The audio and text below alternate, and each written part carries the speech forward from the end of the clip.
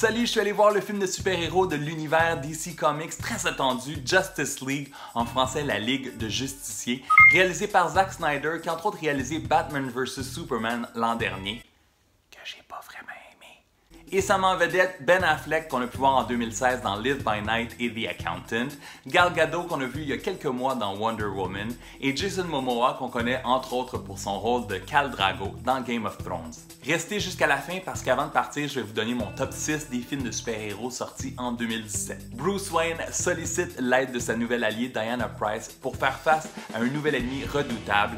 Ensemble, Batman et Wonder Woman recrutent The Flash, Cyborg et Aquaman pour faire face à cette menace. Let's do it.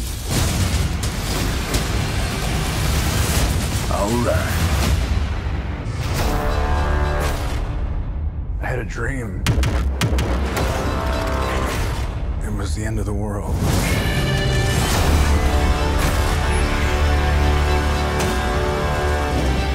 Invasion.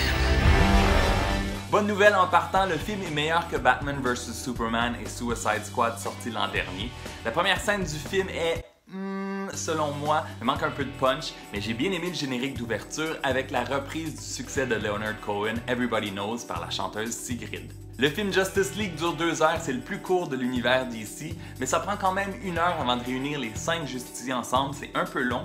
Je pensais préférer le film après les avoir réunis, mais j'ai préféré la première moitié. Certains moments du film sont le fun, sont plus réussis. Wonder Woman vole encore une fois le show, Aquaman est cool, The Flash est drôle, et Batman et Cyborg sont corrects. J'ai bien aimé voir apparaître les personnages secondaires des univers de Batman, Wonder Woman et Superman, mais je trouve aussi que c'est un peu du gaspillage d'avoir des grands acteurs de talent comme Amy Adams et J.K. Simmons qui ont si peu à faire.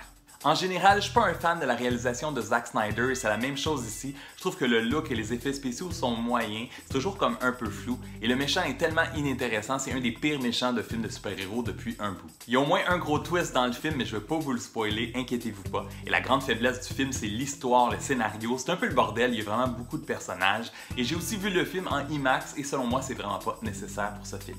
Il y a 2 scènes cachées durant le générique, donc il faut rester jusqu'à la toute fin. Je crois qu'avec ce film, les grands fans de DC vont être satisfaits et les autres seront vraiment partagés. Pour Justice League, je donne 2 étoiles et demie sur 5. En 2017, on a eu droit à 6 films de super-héros et je les ai placés en ordre de préférence. Au numéro 6, Justice League.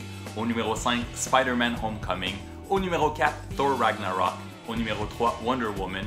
Au numéro 2, Guardians of the Galaxy Volume 2. Et le grand numéro 1, sans surprise, Logan. Avant de partir, laisse-moi tes impressions dans les commentaires, donne un thumbs up à la vidéo et abonne-toi pour ne rien manquer parce que dans quelques jours, je vous reviens entre autres avec ma critique du film de Pixar, Coco. À bientôt.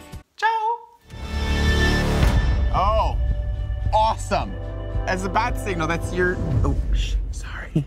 That's your signal. That means we have to go now. Yeah, that's what that means. It's so cool.